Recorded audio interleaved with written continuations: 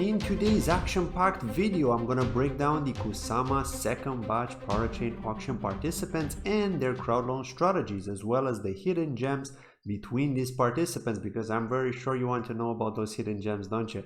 Well, you all know how well Moonriver has performed from the first batch of the Kusama auctions, and it caught many people by surprise, many people that didn't actually participate. So now it's time to track down and detect the hidden gems from the second batch.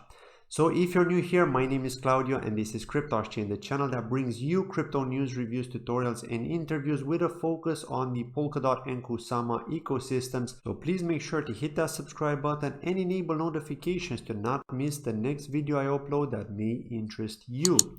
Now, to kick things off, it's time to talk about the list, right? This is an important list because these are the crowdloan participants. Now, some of the crowdloan participants are missing from this list, so I'm going to break it down in today's video and explain why I personally am bullish on it. But looking at this list, we've got some major competitors. Basilisk, the snake, of course, who competed against Bifrost in the fifth auction from the first batch. We've got Calamari, Manta Network's Canary Network, offering us a whopping 30% allocation. There's also Kilt, the digital identity protocol of Kusama, offering an unfortunate 3% of the allocation. Integrity is a new one, which is a scalable public blockchain solution for securely processing sensitive business or personal data. They're offering a 10% allocation, and watch closely, 10 million total supply, which makes me more bullish, as you know. Now, Sherpa X by the Polka X team, who also developed ChainX, have 21 million total supply, and a whopping 40% is going to the crowdloan participants. However, remember the airdroppers. Every P6 holder who held at the time of the snapshot earlier this year will get free KSX unlocked to them. So that's something to keep in mind. 40% allocation could be both good and bad, but the low supply and the fact that they'll be listed on Kraken, KuCoin, OKX, and MEXC, should they win one of the auctions, is enough for the price to perform well, even with the ChainX community selling pressure. Now, Heiko, the canary of parallel finance, have some solid backers, but they obviously don't care much for their community since only 2% go to the crowdloans. Is this a joke or what? But anyway, I'm personally going to skip this one due to the possible mass dumping from VCs and other private sale investors.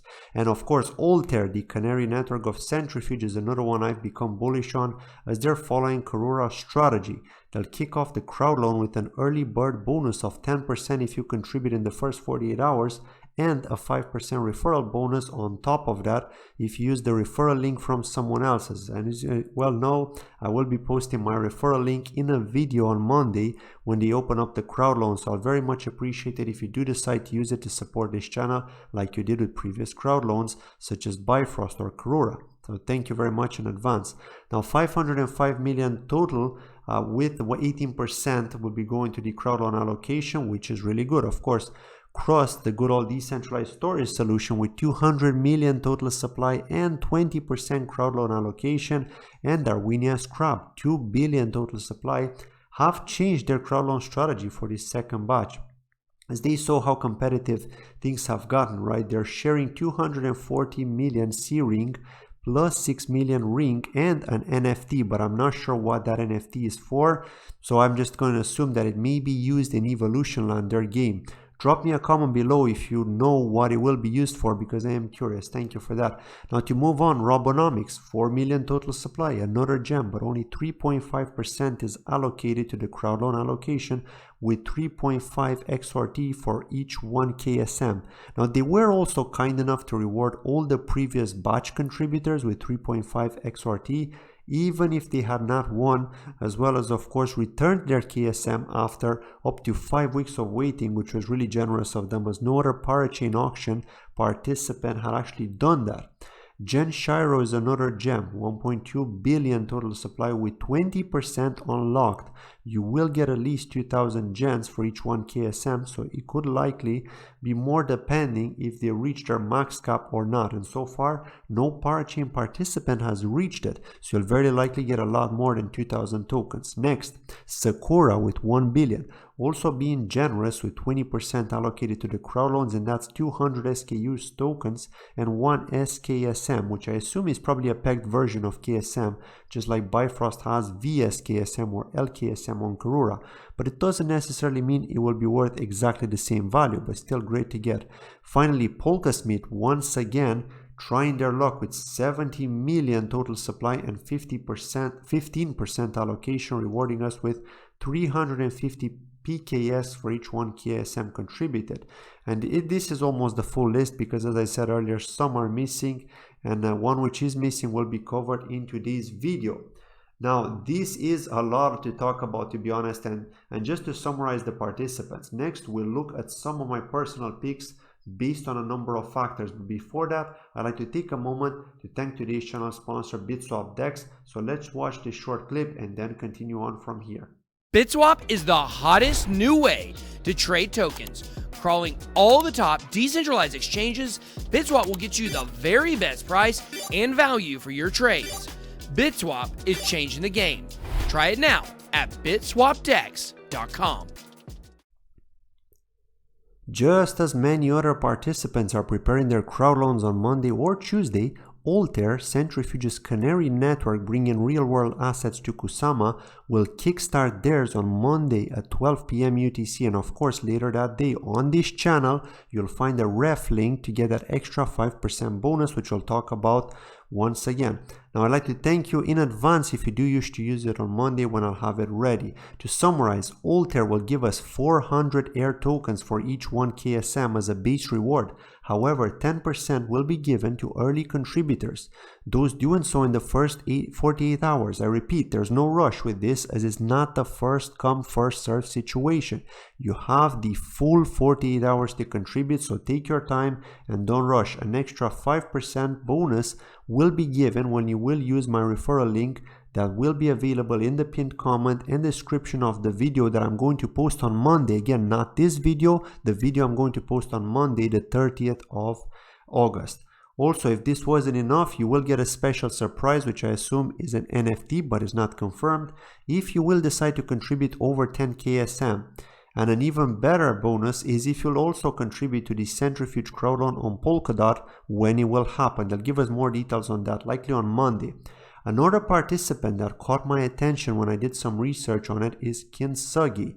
Interlays, of course, the Bitcoin to Polkadot Bridges Canary network. You probably heard of it, right? Or maybe you didn't even hear of it, but you did hear of Interlay for sure if you've been watching this channel for some time.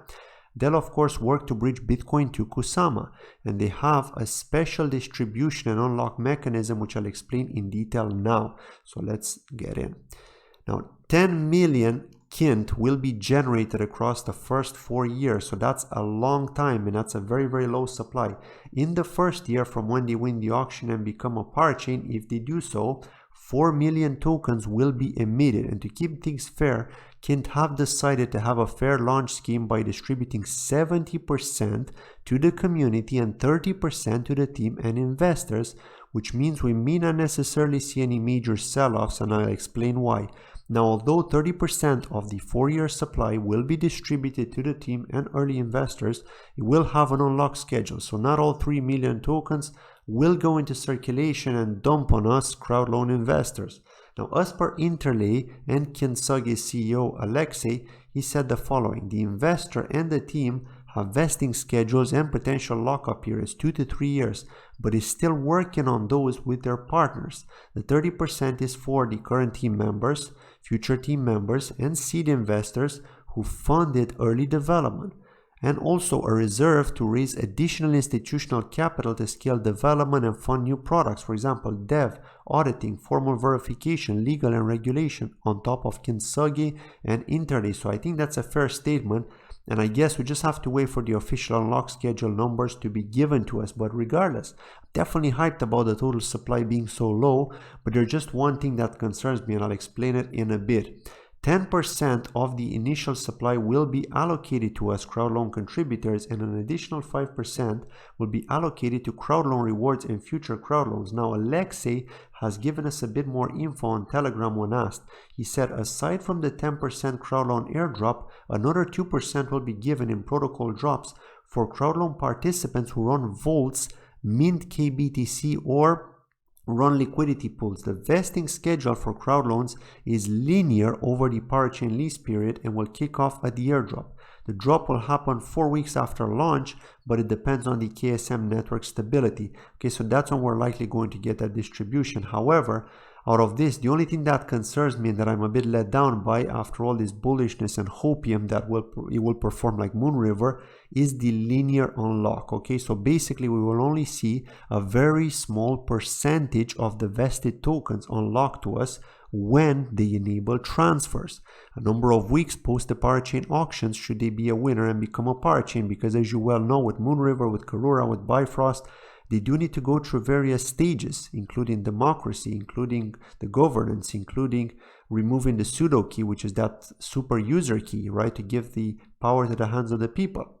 And then they'll enable transfers. So yes, that does take a number of weeks. And in the meantime, we will get some unlock, but unfortunately, it's not going to be a major official unlock like with all the other ones, like 30% with Karura, 50% with Bifrost, 30% with Moonriver, right? We're not going to see any of that, unfortunately, with Kintsugi, so that does suck a little bit, but nevertheless, the fact that we are seeing that low supply of 4 million in the first year is pretty bullish in my opinion, right?